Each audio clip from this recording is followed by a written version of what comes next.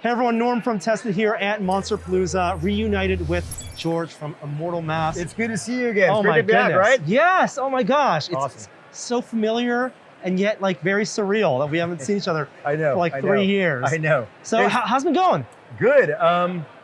We survived, you know? So COVID hit, it was scary like everybody else, you know, thought it would be. And then it went the other direction for us. We just got busier. A little bit, partly because of what we do in general. Like we make a really great alternative to a complex makeup application, like I used to tell you before. And of course. So that kind of caught in. We became very viable, and I think the nervous energy that all of us were feeling during that time lended to really a great creative output. So we started just digging in and making cool stuff. Wow. And we tried new things, and it's been a great last couple of years. Honestly, been a really good last couple of years. I'm so glad to hear that. Yeah, so glad to hear that all the artists are still working. Andrew still sculpting away. Sculpting crazy, yeah. And last time we checked in, you know, you guys do silicone masks, of course. Yes.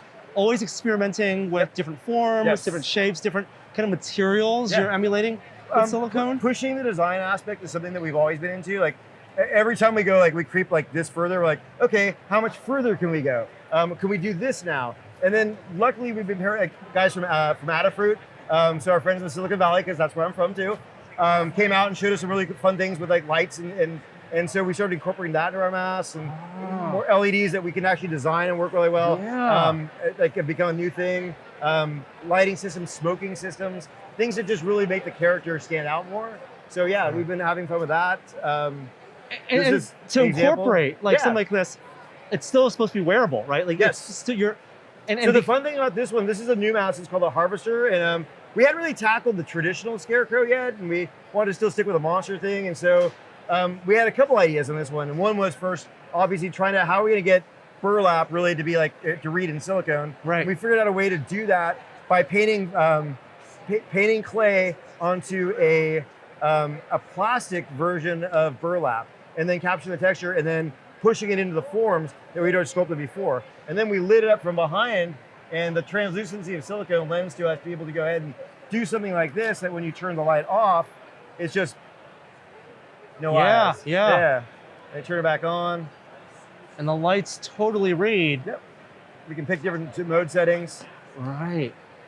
To build in lights, to build in cavities for things like effects for smoke, is that, are you creating like dummies in the sculpt?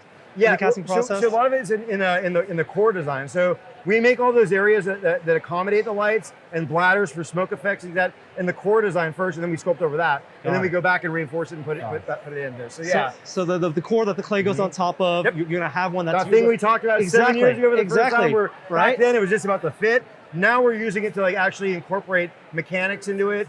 We're about to start launching our first animatronic mask.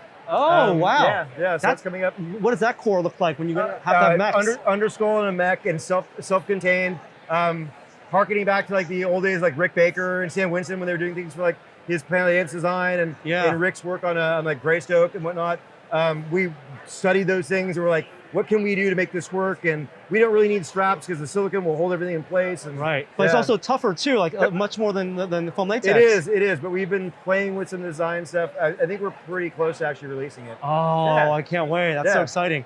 And when you talk about finishes, simulating materials, this one was really striking because it has that marble We're always look. a fan of that look, that sculpted ghost look, or the veil look. Yes, like, creating a ghost character that's tangible is always difficult, and this was just an idea that we had for incorporating all that design work into it and painting it like that marble. And it's really in the paint, right? It's the subtle painting that gives the contours and brings out the things that sculpted veil look. This also is a really cool new design. Our Slayer mask. Ruben, we have a friend of ours who was a fan who came to visit us from South America, and we're lucky enough to have him sculpt a really cool piece for us. So this is a new one. It's called the Slayer mask. I also love the animals. Oh, you've done sharks. Our hybrids, Yes. So we kind of want to do a lion guy, a handsome lion character, and that's what we did with this guy. That's our Panthera. Sharks, we did a great white a while ago. We're like, why not do a hammerhead? So we tried that one. And it really pushes the size. Foam inserts reduce the weight. We encapsulate foam inserts into it. I mean, for us, you know us, we're like big kids still. We had a great white shark where it's like, it'd be cool if we do a hammerhead shark, right? And so sometimes we just sculpt these things for us. And we just want to see if it can happen. Yeah. Are you guys still doing standalone silicone creatures like the babies? Yeah. We have a couple babies over here. We're doing a new mask line, our budget mask line, which is just our face mask with straps and our costumes. You saw our costumes. Yeah, in the museum. full body, right? Yes. We were lucky enough to pair up. Frank, actually, Polito, introduced us to a great costume designer who was working, I think, at the time, probably on the Orville when they were doing that. Joanna Hatfield and Jessica Cow. And we kind of paired up with them. We got this idea, like people keep hitting us up for, like, where do you get the costumes you show in your music, in your movie videos? And a lot of those costumes are screen-worn costumes. And I'm a big fan of screen-worn costumes. That's my little collection thing. So I buy like from studio lot sales or auctions. And I'm like, we could probably make these. So we are manufacturing costumes now. We just started our costume line this year. So that's a new thing too.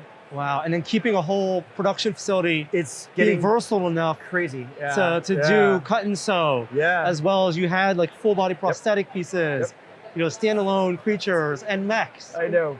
You visited us when we were like, back in the day when we would like finish one mask and we put it on a table and we go. Yeah. And now it's like in our studio, there's like 500 masks being worked on at one time and it's crazy. And it's fun to see the machine get big because people are catching on to what we do. And it's great that we have a fan base that really appreciates what we do and motivates us to keep creating new things. Yeah, because when people hear masks, they think wear for a purpose, right? But these are art pieces. They are, and like everyone's like, what do they use them for? I'm like, I don't know, whatever they want to. Yeah. And it's the whole idea of what they use them for is like before it was like, oh, it was the haunt attraction business, but it's really not all that anymore. There's so many different aspects down to just somebody who wants a cool thing that they can display. And so we've been fortunate enough. I think we're doing a lot of movie stuff again. That's great. Things I wish I could talk about, but I can't. But maybe in a year, there's some fun stuff that we worked on. Well, the world's slowly getting back to normal. We'll see you at Monsterpalooza in the future. Thanks for we got to visit. We got to visit. Please. I think soon. Come see what we're doing again. Oh, we will absolutely take you up on that. Great. George, great to see you. Thanks so much. Thanks, Norm.